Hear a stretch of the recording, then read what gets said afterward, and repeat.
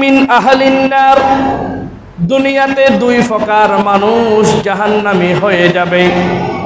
আল্লাহ রাসূল বলেন লাম আরাহুমা কওমুম মাআহুম, আমি রাসূলুল্লাহ জীবিত থাকা অবস্থায় এদের আবির্ভাব হবে না। আমি এখনো দেখি নাই ওই দুই প্রকার মানুষদেরকে। আমি যখন দুনিয়া থেকে চলে যাব তখন কিছু মানুষের আবির্ভাব হবে, তারা হবে জাহান্নামী। ওই ব্যক্তিদের সাথে থাকবে সুয়াতুন কাআজনাবিল বকরি, তাদের থাকবে গরুর লেসের মতো লম্বা লম্বা কুটি লাঠি। ইয়াদুরিবুনা বিহান্নাসু, ওই লাঠি দিয়ে তারা অন্যায়ভাবে মানুষদেরকে জুলুম করবে।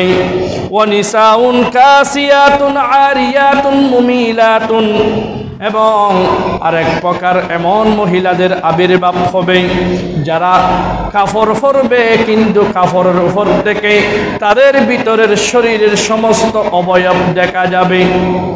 আল্লাহ রাসূল বলেছেন কাসমিয়াতুল বুখদিল মাইলাতি লা ইয়াদখুলনাল জান্নাতা, ওই দুই প্রকার মানুষেরা হবে জাহান্নামী, তারা জান্নাতে প্রবেশ করতে পারবে না। ওয়ালা ইয়াজিদু রিহাহা, এবং তারা জান্নাতে যাবে দূরের কথা, জান্নাতের সুঘ্রাণ পর্যন্ত তারা পাবে না।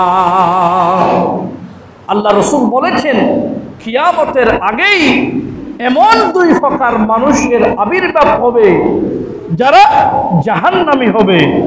তাদের মধ্যে এক প্রকার মানুষ হচ্ছে যারা ন্যায় প্রতিষ্ঠা করতে সংগ্রাম করবে, তাদেরকে অন্যায়ভাবে ওই লাঠি দ্বারা তারা আঘাত করবে।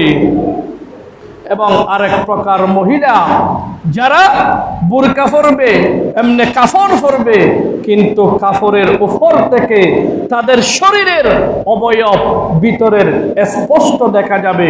আল্লাহ রাসূল বলেছেন ওয়ালা ইয়াদখুলনাল জান্নাতা, তারা ওই খাস কর্মের কারণে তারা জান্নাতে যেতে পারবে না। ওয়ালা ইয়াজিদে না রিহাহা, বরং তারা জান্নাতের সুঘ্রাণ পাবে না।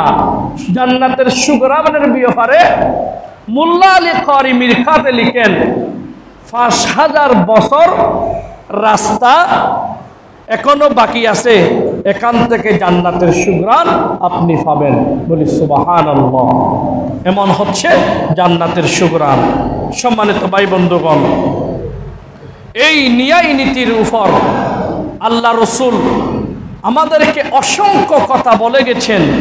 আল্লাহ সুবহানাহু ওয়া তাআলা অন্যত্র এই ন্যায় নীতির ব্যাপারে আমাদেরকে বলছেন ইয়া আইয়ুহাল্লাযীনা আমানু কুনু قوامين بالقسط شهداء لله, ও হে ইমানদারগণ, তোমরা সত্যের ব্যাপারে অনড়।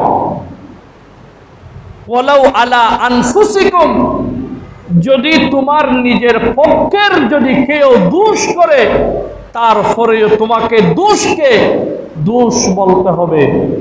সেটা যদি আউল ওয়ালিদাইনি, তোমার বাবা হোক, তোমার বাবা যদি অপরাধ করে, তুমি যদি ন্যায় বিচারক হও, তোমাকে সর্বপ্রথম ন্যায়ের উপর প্রতিষ্ঠিত থাকতে হবে।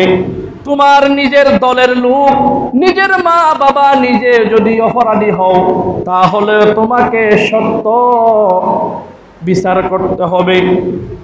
আউল ওয়ালিদাইন, যদি তোমার পিতামাতাও যদি দোষ করে, তোমাকে ওই পিতামাতার বিরুদ্ধে গেলেও তোমাকে ন্যায় বিচার করতে হবে। ওয়াল আকরাবিনা, তোমার আত্মীয় স্বজন, তোমার ফারা প্রতিবেশী যদি দোষ করে, তাহলে তোমাকে অবশ্যই দোষী সাব্যস্ত করতে হবে।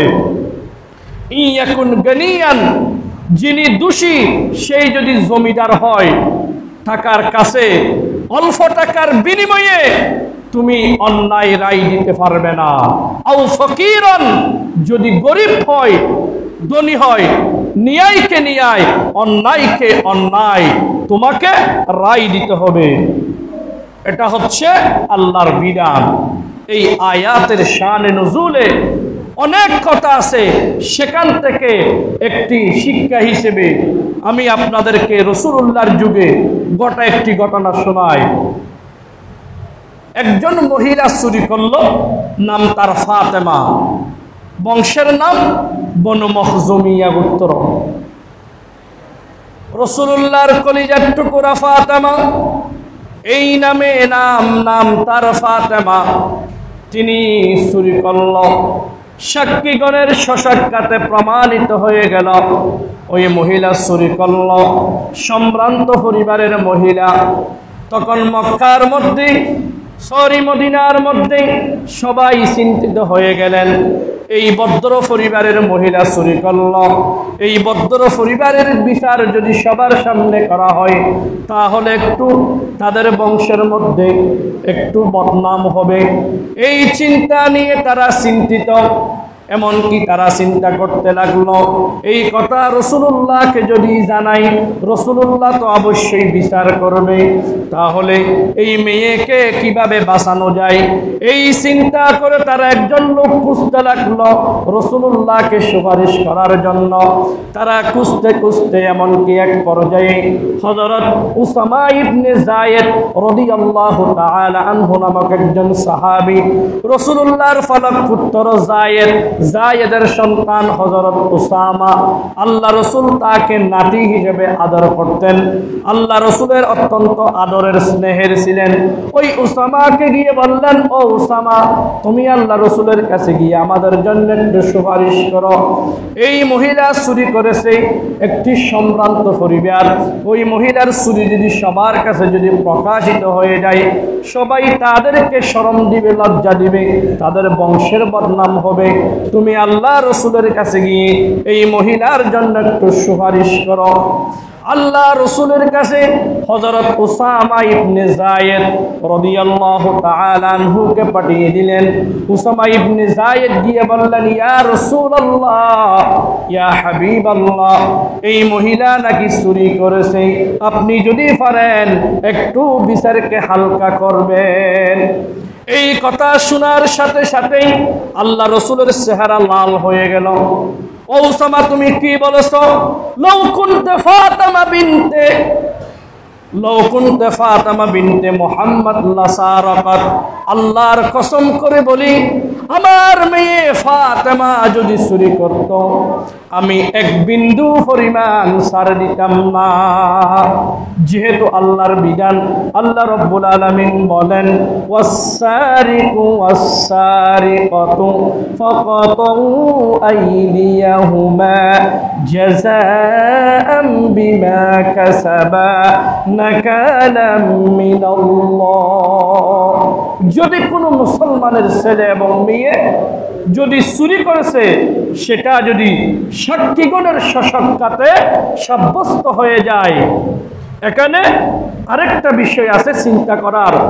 সে যদি অভাবী চোর হয় এবং স্বভাবগত চোর হয়, যেমন আমাদের দেশে অনেক পকেট মার দেখা যায়, আছে না নাই?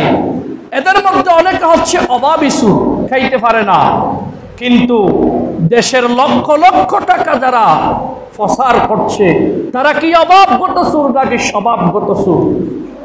এই দেশের কোটি কোটি টাকা ব্যাংক বলেন মানুষের টাকা আত্মসাৎ করে বিদেশে ফাসার করছে, এইগুলা হচ্ছে স্বভাবগত চোর। এই দেশে ন্যায় বিচার প্রতিষ্ঠা না থাকার কারণে তারা দেশের টাকা বিদেশে ফাসার করতে সক্ষম হচ্ছে। আল্লাহ রাসূল বলছেন, শুধু এই মহিলা নয়, আমার মেয়ে ফাতেমাও যদি চুরি করে, আল্লাহর কসম, আল্লাহর বিধান কায়েম করতে আমি এক বিন্দু পরিমাণ কোমল হব না।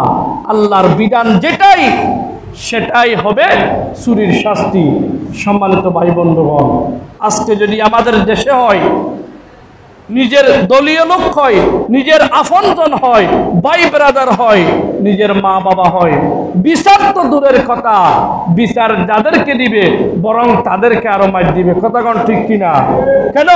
এই দেশে ন্যায় বিচার প্রতিষ্ঠা নাই। সেই